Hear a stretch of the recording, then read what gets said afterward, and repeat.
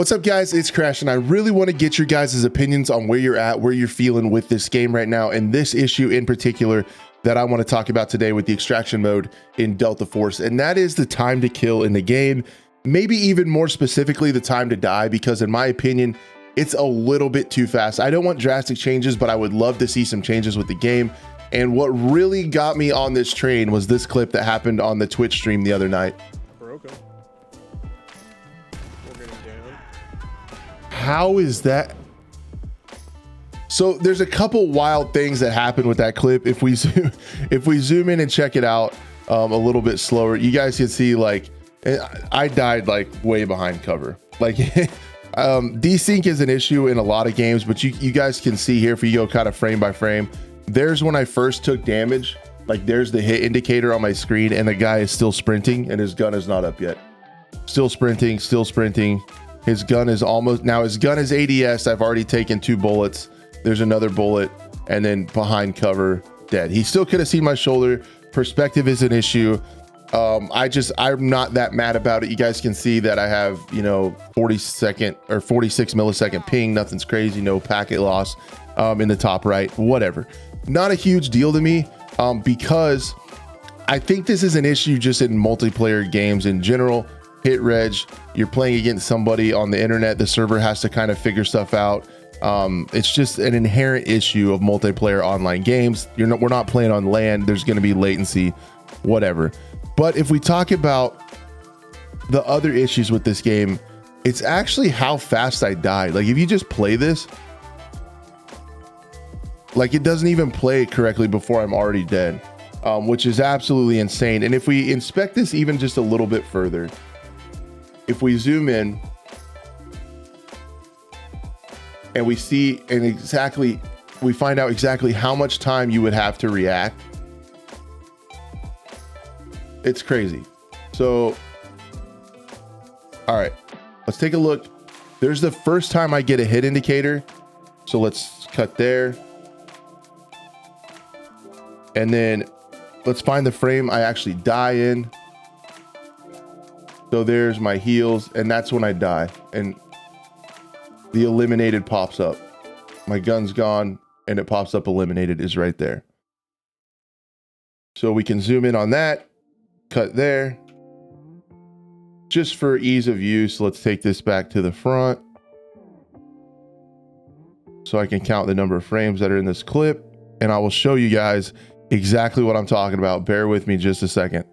So we scroll forward, that is 11 frames. So this is recorded at 60 frames. So if we take this on a calculator, 11 frames divided by 60 frames is 0.183 seconds. So I died in 0.18 seconds from the time I realized I was getting shot until I was actually dead. And I know there's a lot more involved here when it comes to like armor and things like that. But armor really doesn't do much in this game. I don't know if you guys have noticed it, but you could go into the firing range and test some of this stuff out. Essentially, armor only adds like another bullet or 2 if you're using the same armor. So if you're wearing blue armor, which is, kind of, especially when you're starting out, the most reasonable that you can actually afford, purple and even gold armor gets incredibly expensive. But if people are using blue ammo, it only adds a bullet or so. So it would take the time to kill to around 200 milliseconds.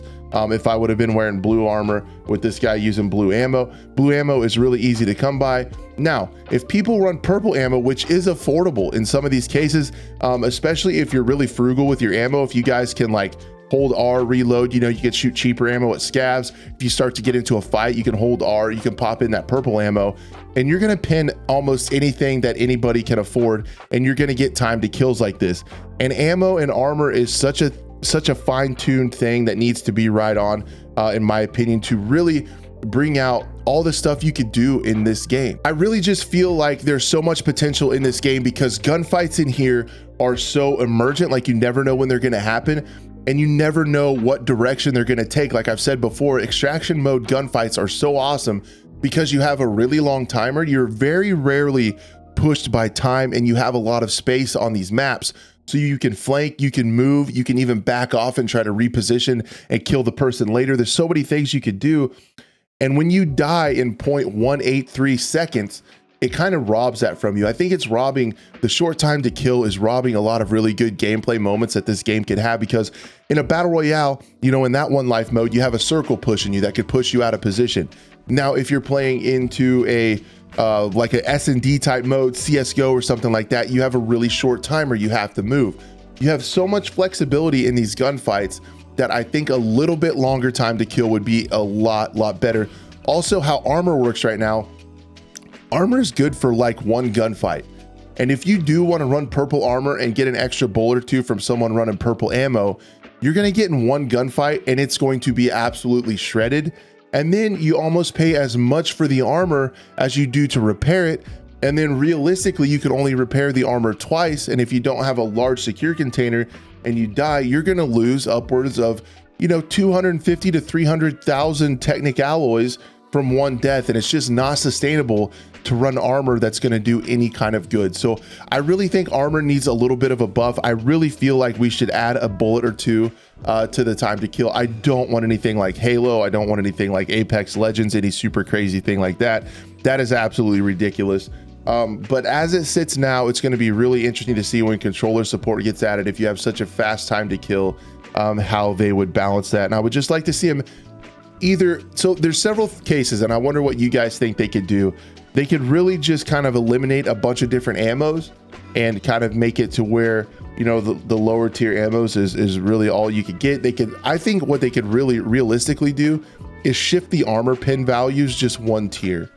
So like blue protects you against blue, instead of blue ammo penetrating blue armor, maybe blue armor protects you from blue ammo, purple protects you from purple, and just kind of shift it one tier a little bit. And you could get an extra like 2 or 3 bullets to die, maybe make armor repair kits a little bit more affordable, and maybe armor repair kits to where if you repair your armor, it doesn't take the total durability off as much. I would just love to see some changes like this to increase that time to kill just a little bit, maybe like another 50 to 100 milliseconds or something, kind of like, you know, how we were in like the early Warzone days, and even more so like in the Blackout days, where you have like an armor break and then it's fairly easy to repair and get back into the fight. Because I feel like, man, you get one fight with your armor that you spend 200 grand on, and then like that's it. It's like a one and done thing, and then you're running around naked and you could get deleted really easily. Along with that, I think they keep headshots really strong, because the other thing that people worry about is whenever you have a short time to kill, it's a little bit easier in certain situations. If you're ever in a 1v3, you can clutch that up because of the short time to kill. If it's a long time to kill, you have to spend a lot of time shooting this person before you transfer to this person and reposition. So I can see maybe taking out that clutch potential a little bit by increasing the time to kill. That is one argument against it. However, I think if you keep headshots really lethal, I think if you keep headshots nice and strong, that is going to be your counter. That's kind of how it works in Rainbow Six Siege with one-shot headshots. You know, it's really hard to clutch up, but if you can hit headshots, if you can place those shots, you can do it. So that's what I think should be kind of the balancing mechanism there. If they keep headshots really strong, keep those multipliers up there, and then maybe make body armor just a little bit stronger and a little bit more protective against some of these really fast time to kills. Because man, I don't know what you guys think, but like 183 millisecond death is insane. Like that's so fast in a game like this, where there's so much outplay potential. There's so much flexibility and like just unpredictability in these gunfights, and it just kind of robs you of that. Now I realized I was using a gear ticket. I was using a stupid gun. I should have lost that gunfight, but I was just floored essentially with how fast I died. But anyway, guys, that's all I had for the video. I want to see what you guys think of this. Do you guys think I'm off my rocker? You think I'm a boomer? I'm bad at the game and it's a skill issue? Or do you guys also see this as being a little bit slow, or excuse me, a little bit short in the time to kill department? Let me know what you guys think down below. Thank you so much for watching, and I'd love to see you next time.